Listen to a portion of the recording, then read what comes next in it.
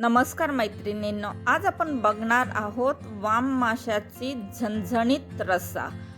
गावाकडे बनवतात ना, अगदी तसाच बनवणार आहोत.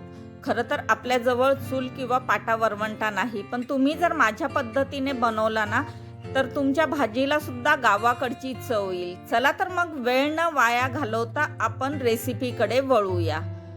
तर वाम रस्सा बनवण्यासाठी मी इथे अर्धा किलो वाम मासा घेतलेला आहे. खरं तर पिवळ्या पाठीची वाम खाण्यासाठी खूप चांगली असते, पण आमच्या गावी ती मिळत नाही, शक्यतो मिळत नाही. त्यामुळे मी काळ्या पाठीची वाम घेतलेली आहे. आता ही 2 ते 3 पाण्याने स्वच्छ धुवून घेतली आणि यानंतर आपण याला हळद आणि मीठ लावूया. आणि हो, तुमच्याकडे जर पिवळ्या पाठीची वाम भेटत असेल, म्हणजे पिवळी वाम भेटत असेल ना, तर ती नक्कीच आणा. तिच्याने भाजी किंवा रस्सा वामचा खूप छान चवदार लागतो. तर आता चवीपुरतं मीठ टाकूया आणि थोडीशी हळद लावून हा मासा आपण अर्धा तास बाजूला ठेवूया. हळद आणि मीठ व्यवस्थित लावायचं, म्हणजे वामच्या प्रत्येक पीसला व्यवस्थित लागलं पाहिजे. आणि पीसही थोडेसे मोठे मोठेच कट करून घ्यायचे. हे बघा, अशा पद्धतीने थोडेसे मोठेच कट करून घ्यायचे. आता अर्धा तास आपण मीठ आणि हळद लावून बाजूला ठेवूया. तोवर भाजीसाठी मसाला काढू. तर त्यासाठी मी इथे 1 मीडियम आकाराचा कांदा बारीक चिरून घेतलेला आहे.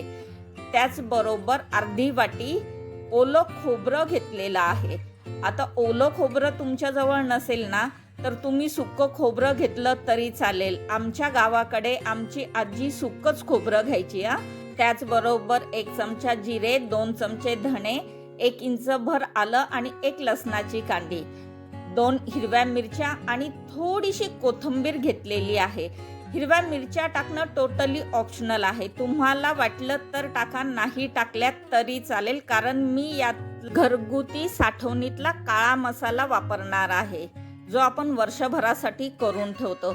आणि हो, तुमच्याजवळ तो मसाला नसेल ना, तर तुम्ही किचन किंग मसाला आणि 1 चमचाभर लाल मिरची पावडर टाकली तरी चालेल.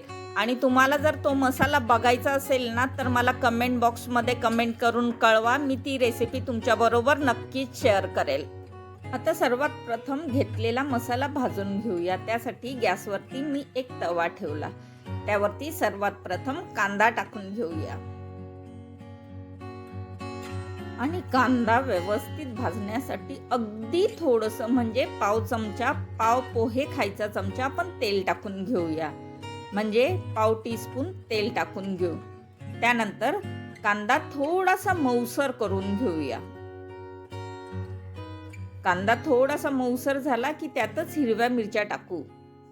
आणि मिरच्या सुद्धा कांद्याबरोबर तेलामध्ये भाजून घेऊया. आता आपण ह्याला परतणं म्हणणार नाही, तेलामध्ये परतवून घेऊ, कारण तेल अगदीच थोडं टाकलेलं आहे मी.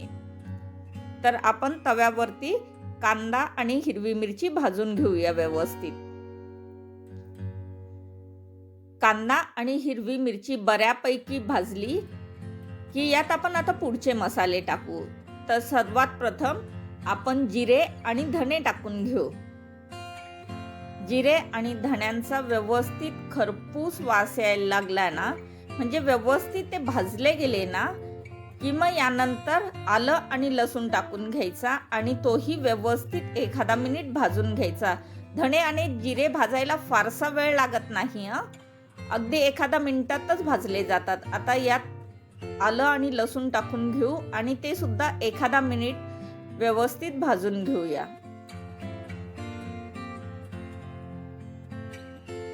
3 ते 4 मिनिटं व्यवस्थित मसाला भाजला. धण्या जिऱ्यांचा खरपूस वास यायला लागला की घेतलेल्या खोबऱ्याचे मी इथे काप करून घेतले, ते टाकून घेऊ आणि ते सुद्धा 1 मिनिट भाजून घेऊया. खोबरं भाजण्यासाठी सुद्धा फारसा वेळ लागत नाही, लगेचच भाजलं जातं. आणि अशा पद्धतीने आपला संपूर्ण मसाला भाजला गेलेला आहे. अगदी 5 ते 7 मिनिटात आपला मसाला भाजून तयार होतो. आता रश्श्याला घट्टसरपणा येण्यासाठी मी येथे थोडेसे फुटाणे घेतले, ते सुद्धा भाजून घेऊया. फुटाणे भाजायची फार तर गरज नाही, कारण ते पहिलेच भाजलेले असतात. पण 1 मिनिटभर आपण या मसाल्यांमध्ये ते परतवून घेऊया. आणि तुम्हाला हवं असेल ना, तर रश्श्याला घट्टसरपणा येण्यासाठी तुम्ही फुटाण्यांऐवजी तीळ किंवा डाळवं किंवा तांदूळ टाकले ना तरी चालेल, त्याने सुद्धा रस्सा खूप चवदार लागतो. मग तुम्हाला हवं ते टाका. मग जवळ फुटाणे होते म्हणून मी ते टाकले. आपला मसाला तयार झालेला आहे. आता मी गॅस बंद केला. मसाला थोडासा थंड झाला ना की यात थोडंसं पाणी टाकूया आणि मिक्सरमध्ये आपण मसाला फिरवून घेऊया. आपलं वाटणही तयार झालं आणि माशाला मीठ आणि हळद लावूनही अर्धा तास झाला. तर गॅसवरती एक कढई तापत ठेवली. त्यात 3 चमचे तेल घेतले. आता यात मी 3 चमचे घरगुती काळा मसाला टाकून घेणार आहे. एखादा मिनिटभर तेलात हा मसाला परतला की यात आपण तयार केलेलं वाटण टाकून घ्यायचं. आता हा मसाला आपल्याला जास्त तेलामध्ये परतवायची गरज नाही कारण आपण तव्यावरती मसाला छानपैकी भाजून घेतलेला आहे.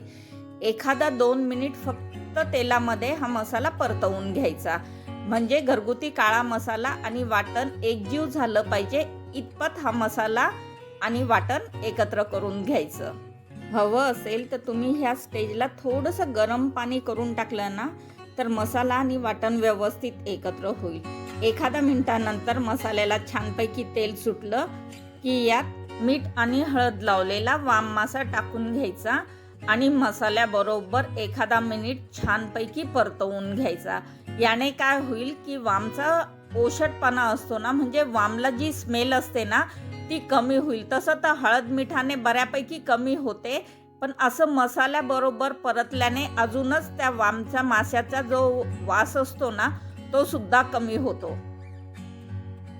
आणि एखादा मिनिट व्यवस्थित मसाल्यामध्ये मासा परतला गेला की आता यात आपण गरम पाणी सोडूया. हो, पाणी टाकताना मात्र एवढी काळजी घ्यायची की गरमच पाणी टाकायचं. तुम्हाला हवा तेवढा रस्सा बनवायचा असेल तेवढं पाणी टाकायचं आणि उकळ काढून घ्यायची.